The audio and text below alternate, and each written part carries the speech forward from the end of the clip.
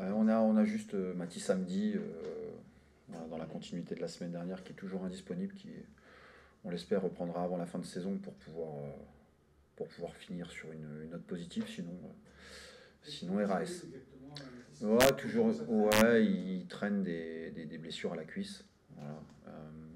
Donc voilà, ça dure jamais bien longtemps, mais ça l'empêche de pouvoir enchaîner, de pouvoir postuler. Et voilà, il faut qu'on arrive à gommer ça et faire en sorte qu'il puisse gommer ça dans un futur assez proche. Donc là, il reste deux derniers matchs. Ouais, Comment vous les appréhendez, enfin, notamment celui qui arrive là c'est quoi l'état d'esprit un petit peu de l'équipe? ouais, l'état d'esprit, c'est de continuer j'allais dire, à surfer sur ce qu'on fait, c'est-à-dire de ne pas s'arrêter. Enfin, la saison n'est pas terminée. En fait, le mot d'ordre, c'est ça. C'est-à-dire qu'on a atteint certaines formes d'objectifs, mais je pense qu'il y en a encore à aller chercher. Notamment la faculté pardon, de jouer une saison de la première à la dernière journée avec ce qui nous caractérise. Et donc forcément, on est dans cet état d'esprit-là. Je sens que les joueurs répondent à ça au quotidien de manière très positive.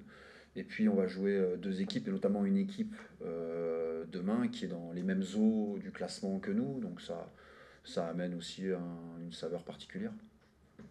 Il y a l'idée peut-être de rester dans ce top 10, enfin d'intégrer le top 10 et d'y rester, voilà, de finir la saison entre nous, quoi, voilà. Ouais, bah, c'est de pouvoir s'accrocher à ce qu'on est, à ce qu'on est, notamment sur un plan du contenu, sur un plan de nos valeurs, qu'on continue à essayer de prôner, que ce soit sur le terrain ou en dehors. Et puis après, il y a le classement.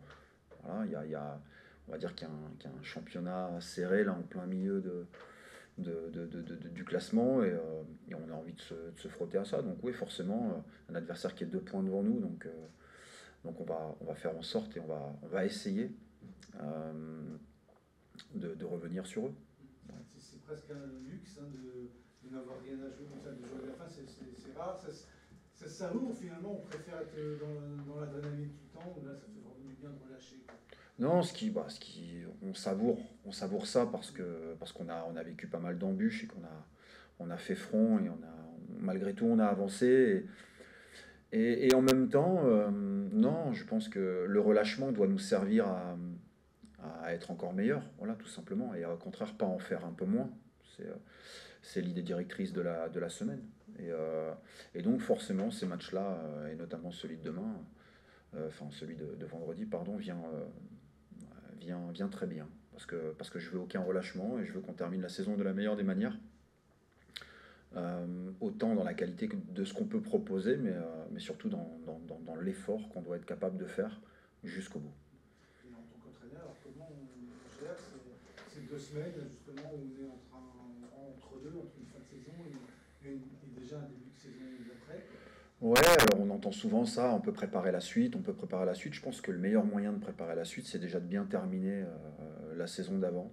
Et voilà, on est là-dedans. Enfin, focus Grenoble, voilà, rien d'autre.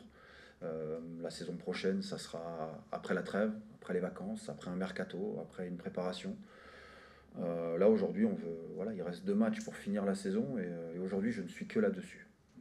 Ça peut compter justement cette dynamique à maintenir maintenant pour reprendre cet été où là il y a vraiment Ouais, un peu d'avance, je pense que ouais, c'est plutôt intéressant. Maintenant, il y aura une coupure, il y aura des arrivées, il y aura des départs. Voilà, il y a plein de choses euh, qui se réorganisent dans la saison d'après. Mais, mais non, non, l'idée c'est vraiment voilà, d'avoir démarré une saison et de la terminer au mieux avec ce qui nous caractérise. euh, et à l'image d'un match, de faire en sorte que ça se joue de la première à la dernière minute. Et là, c'est un peu le cas. comment vous allez gérer justement un joueur, on va dire comme Mm. Murier qui a annoncé partant? Mm. Ça veut dire on le laisse tranquille sur les 2 derniers matchs? Non, je pense pas. Alors, il y a une gestion particulière à avoir. On discute, on échange. Et puis, une nouvelle fois, il y a quelqu'un qui a démarré la saison et qui doit la terminer avec nous. Euh, voilà, il y a plein de choses que j'entends, que je lis, que je maîtrise pas même. Moi, ce qui m'intéresse, c'est de savoir comment il est, à quel point il peut faire en sorte d'aider l'équipe. Je l'ai au quotidien, et il n'y a que ça qui compte pour moi. Donc après, forcément, il y a un ajustement particulier. Mais si je m'arrêtais à faire jouer, à ne plus faire jouer tous ceux que j'ai l'année prochaine ou que je n'ai plus, je pense que ça serait compliqué de pouvoir anticiper ces choses-là. Et je pense que ça serait desservir ce qu'on a fait depuis la première journée. C'est un Xavier qui a montré qu'en termes d'état d'esprit, il était. Non, il C'était est. plus dur, il était dans les jours. Ouais, il vit j'allais dire une deuxième partie de saison un peu irrégulière. Voilà, un peu sous tous les aspects. Mais par contre, en termes d'état d'esprit, en termes de combativité, de goût de l'effort, et même de faculté à appartenir à un groupe et une équipe, voilà, il est à 100% là-dedans. Donc c'est malgré tout du bonheur d'avoir ce genre de profil. Je parle même pas de foot, je parle sur un profil humain, de l'avoir au quotidien avec nous. Est-ce que c'est aussi peut-être le moment pour vous peut-être de lancer de Tourbet que beaucoup de gens attendent de voir avec davantage de temps de jeu? Est-ce que là c'est le moment propice? Je sais pas. Mais après, il y a deux façons de voir les choses. Moi, je considère qu'il y a déjà beaucoup plus de temps de jeu que ce qu'il pourrait avoir. Donc ça, après, j'ai bien compris qu'on était dans une sphère locale, que c'est un garçon qui est du coin, qui a potentiel et forcément attire les regards bien plus prononcés que les autres. Mais aujourd'hui, j'ai 24 joueurs à disposition et je considère que ce qu'on lui a donné, c'est déjà pas mal. Et, euh, et je suis pas le genre de garçon à faire des cadeaux pour faire des cadeaux. Aujourd'hui, s'il mérite un moment d'être là, s'il mérite de démarrer un match, il l'aura. Mais après, ce que moi j'attends, c'est d'avoir la certitude que quand on joue, que ce soit 1 minute, 2 minutes, 10 minutes ou au départ d'un match, qu'on se donnera à fond en termes d'effort et dans le sens du collectif, voilà, pour l'équipe. Et là-dessus, il faut qu'il continue à gagner, voilà, à continuer à avancer là-dessus. Et le deuxième volet, c'est qu'il y a de la concurrence dans son registre. Et là aussi, j'ai bien compris que des garçons tels que Rafiki, par séquence, peuvent être par moments chahutés, voire pas mal d'aspects négatifs autour de lui. Mais moi, je suis fan de Rafiki. Aujourd'hui, c'est le meilleur buteur de l'équipe. Aujourd'hui, il fait mal aux défenses. Il a une perception comment dire, sur l'adversaire dont vous ne pouvez pas soupçonner. Et puis aujourd'hui, c'est un garçon qui est capable de faire une bicyclette comme il l'a fait contre Bastia et la frappe dans la lucarne contre Caen et de nous débloquer des situations à tout moment. Donc en fait, il y a un panel global qui aujourd'hui m'amène à penser que je ne suis focus que sur le match de Grenoble et pas de savoir si c'est le moment ou pas. Parce que c'est forcément Saïd et de Tourbet, ça peut pas être les deux ensemble, c'est forcément. C'est possible, c'est une possibilité. Mais il y en a d'autres aussi. Voilà. Il y a Diop, il y a Mchangama, il y a Irié. Voilà. Après, c'est des choix qu'on fait, mais je vous dis, Mathis avance, il évolue. Il a encore des steps à passer, mais c'est normal, il est jeune. Je pense qu'il y a des steps qu'il passera lorsque je le mettrai de manière plus longue sur le terrain.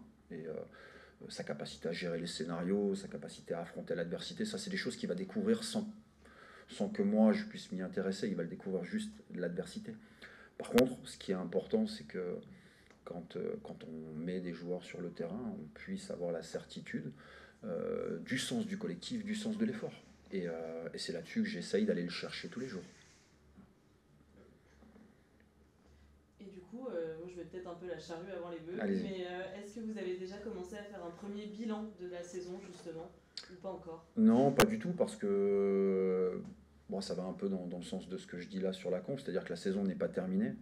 Et puis après, c'est toujours pareil, le bilan, il y a plusieurs angles d'attaque. Voilà, il y a la photographie de l'instant, où il y a la façon, il y a le process, il y a d'où on est parti.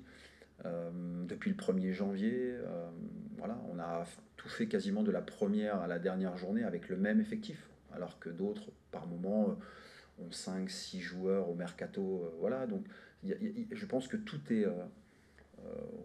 On peut analyser sous plusieurs angles, donc je pense que pour le coup, là, je pense que c'est pas encore le moment et on aura le temps de s'y pencher, même si on analyse les choses au quotidien.